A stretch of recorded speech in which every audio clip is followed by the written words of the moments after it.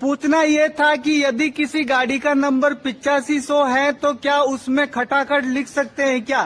हाँ बताओ भाई चमचो, कमेंट करके लिख सकते हैं? हेलो नमस्कार दोस्तों, स्वागत है आपके चैनल चैरिटी पे। मैं शिव कुमार लेके आ गया हूँ एक और नई वीडियो।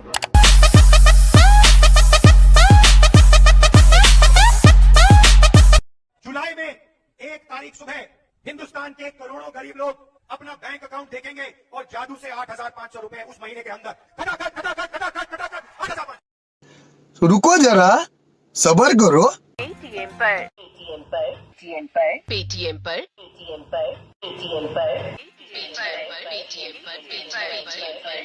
खटाखट स्कीम वाला प्रैंक प्राप्त हुआ है।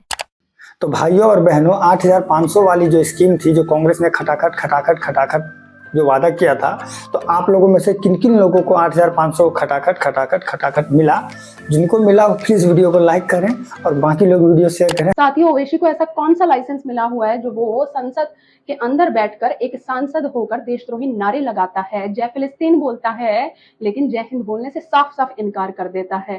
क्या ओवैसी पर देशद्रोह का मुकदमा दर्ज नहीं होना चाहिए? लेकिन जो देश हित की बात करेगा मुकदमे तो उस पर दर्ज होंगे। अभिषेक ठाकुर और स्वतंत्र भारद्वाज की क्या गलती थी जो उनको यह सजा मिल रही है? क्या अपने देश से प्रेम करने की यह सजा? अगर यह सजा है तो यह सजा हमें मंजूर है। I stand with Abhishek Thakur and स्वतंत्र भारद्वाज। जय हिंद, जय भारत, जय श्री राम। दीदी, मैं आपकी बात से बिल्कुल सहमत हूं, लेकिन क्या करें, जब तक हम हिंदू जागेंगे नहीं, जब तक हम हिंदू जात पात पे बटे रहेंगे, तब तक ओबीसी जैसा नेता संसद भवन में खड़ा होकर के जय फिलीपींस ही बोलेगा।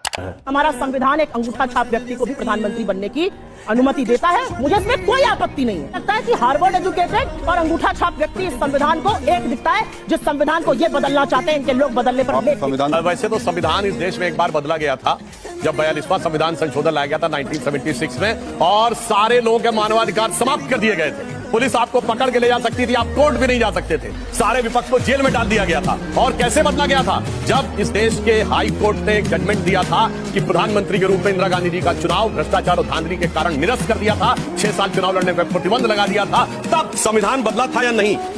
सारे ह्यूमन राइट समाप्त कर दिए थे, नहीं बोलिए हाँ या ना? तो ये थी कांग्रेस की प्रवक्ता सुप्रिया शिंदे, और इनको गाली वाली मैडम के नाम से भी जाना जाता है। टीवी डिबेट में मुंह उठा करके आ जाते हैं और अपनी बेइज्जती करवा के चले जाते हैं। जैसे इनका पप्पू है वैसे ही ये भी है। और जीसस क्राइस्ट ने कहा कि अगर आपको कोई थप्पड़ मारता है तो दूसरा गाल दिखा दो। हैं? ये क्या हो गया? ये क्या सुन रहा हूँ मैं?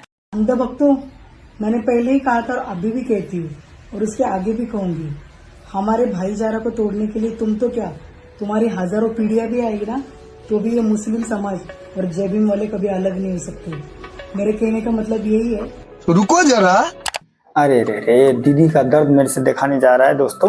तो अभी मैं आपको अगली क्लिप पेश कर रहा हूँ। उस क्लिप को देखने के बाद आप मुझे कमेंट करके जरूर बताइएगा कि क्लिप कैसी लगी। हमें बाबा साहब का चाहिए, हमें गीता नहीं, रामायण नहीं, न पुराण चाहिए।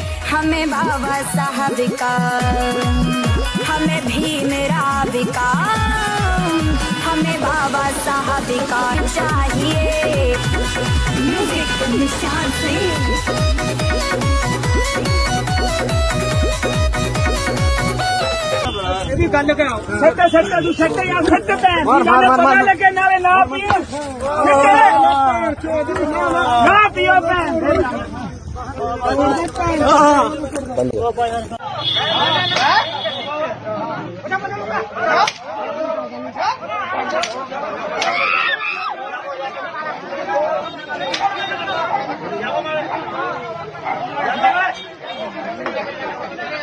इंडिया अलायंस के जितने भी राज्य हैं, जैसे पश्चिम बंगाल और पंजाब, ये लोग अक्सर संविधान की दुहाई देते हैं, लेकिन देखिए इन्हीं के राज्य में संविधान की धज्जियां उड़ रही है। पार्लियामेंट में हम बात रखते हैं तो देखो क्या करते हैं, माइक ऑफ कर देते हैं। ऐसे पार्लियामेंट हाउस में वहां पे ऐसे ही बंद हो जाता है, 2 मिनट में देखते ही रह जाते हैं हम। माननीय सुरेश जी भी बैठते हैं। सुरेश जी ने कभी किसी का माइक हाथ में क्या? आपके माइक कंट्रोल है क्या? कंट्रोल है क्या? नहीं है ना? फिर बोला नहीं है। सुरेश जी ने कहा नहीं है कंट्रोल। आप सुरेश जी की बात नहीं मानते? नो। देखो भैया, मैं पप्पू से कहना चाहूंगा कि प्लीज पब्लिक को मूर्ख बनाना बंद करो, और आप पप्पू हो तो पब्लिक को पप्पू मत समझो, क्योंकि आजकल डिजिटल जमाना है और डिजिटल जमाना में कुछ छुपता नहीं है। सो प्लीज, मीडिया में हर भीड़ जुटाने वाले को बाबा कहकर हिंदुओं की आस्था को अपमानित करने का षड्यंत्र पुराना है। यूपी पुलिस का सिपाही सूरज पाल या सूरज जाटव कथित तौर पर लड़की छेड़ने के आरोप में नौकरी से निकाला जाता है और फिर पिछड़े समाज को ठगने के लिए स्वयं को नारायण साकार हरि भोले बाबा घोषित कर दलित समाज के लिए पुराने भगवान देवी देवताओं को नकारने और हिंदू धर्म से अलग मानवता धर्म लाने की घोषणा कर स्वयं को ईश्वर घोषित कर देता है। पत्नी मर चुकी है तो मामी को स्टेज पर पत्नी बनाकर सूट पहनकर समागम या सत्संग का ढोंग करता है। इस पर लड़कियों को गायब करने और यौन शोषण के भी आरोप लोग लगाते रहे हैं। जो घटना हाथरस में हुई उसका कारण इस पाखंडी के समागम के समापन के बाद पवित्र जल और भभूत का छिड़काव बताया जाता है, जिसे अपने ऊपर लेने के चक्कर में भगदड़ मचती है। यह कोई बाबा नहीं है बल्कि अखिलेश यादव के लिए काम करने वाला एक पाखंडी है जो उसकी पार्टी के लिए वोट भी मांगता रहा। अखिलेश स्वयं इसके प्रचार में इसकी जय जयकार ब्रह्मांड तक होने की बातें करते। इसके कल के आयोजन के आयोजक समाजवादी बताए जाते हैं। क्लिप कटवा जुबैर को पहले पता नहीं था कि अखिलेश के साथ इसके फोटो है, तो बेचारे ने शेयर कर दिया, बाद में डिलीट करके भाग रहा है। हालांकि प्रशासन ने 15-20 हजार लोगों के आने के अनुसार तैयारी की थी, पर बाद में भीड़ बढ़ी और यह सब हुआ। संभव है कि योगी को दोषी बताने हेतु यह षड्यंत्र रचा गया हो जिसे दुर्घटना की तरह दिखाया जा सके। ऐसे बाबा दुर्घटना के बाद स्वयं ही भाग जाते। ये नेताओं के लिए राजनीतिक भीड़ जुटाकर उसे वोट करने की अपील करने वाला सूरज जाटव है, न कि कोई ब्राह्मण। इसका संग सत्संग नहीं, मिथ्या संग है। इसे बाबा कहना बंद करो। वैसे मेरे सनातनी भाइयों, मैं आप लोगों से हाथ जोड़ के विनती करता हूं कि ऐसे अंधभक्त बाबाओं से और ठगने वाले बाबाओं से आप लोग प्लीज सावधान रहें। की बात करने आया हूं, सिर्फ देश की बात होगी, महिलाओं की बात होगी, और ये बोले राहुल गांधी को पप्पू नहीं है, पापा है। आज तक ना तो सस्पेंस था कि राहुल गांधी ने शादी करी नहीं करी। शादी भी करी है, बच्चे भी है, देखो खुद ही बोल रहा है पापा है पापा।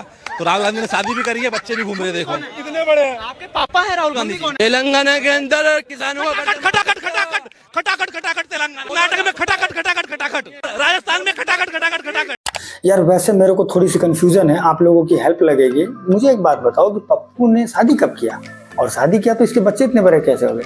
खैर जोक सपाट, मैं आप लोगों की जानकारी के लिए बता दूं कि आजकल कुछ मजहबी लोग जो हैं, जो राहुल गांधी को बाप बनाने के लिए भी तैयार है। मनुस्मृति कहती है ब्राह्मण क्षत्रिय वैश्य और शूद्र चारों सवर्ण हैं, अछूत कोई भी नहीं है। मनुस्मृति में अछूत नाम का शब्द भी नहीं है। ये जितने अछूत और जितने शोषण वंचित रखने के जो सिद्धांत है, ये मिलावटी मनुस्मृति में है। जो असली मनुस्मृति है, जो विशुद्ध मनुस्मृति है, उसमें कहीं भी ऐसा नहीं कहा है कि शूद्रों का शोषण करना है, उनको सनातन धर्म में मंदिरों से दूर रखना है, उनको वंचित रखना है। ये डिवाइड एंड रूल के लिए नियम जो बनाए गए, ये झूठी मनुस्मृति में घुसाए गए। मनु जी ने कभी ऐसा नहीं कहा। मनु जी कहते हैं कि शूद्र भी जैसे ब्राह्मण है वैसे ही शूद्र है। ये गाड़ी के 4 पहिए हैं, इसीलिए उन्होंने कहा शूद्रो ब्राह्मणतामेति ब्राह्मणश्चैति शूद्रताम क्षत्रिया जातम एवं तु विद्याद्वैषा तथैव च। मतलब एक शूद्र भी पढ़ लिख करके गुरुकुल में, एक शूद्र भी वेदों को पढ़ के ब्राह्मण बन सकता है, और एक ब्राह्मण का बेटा भी ना पढ़ के ना लिख के शूद्रत्व को प्राप्त हो सकता है।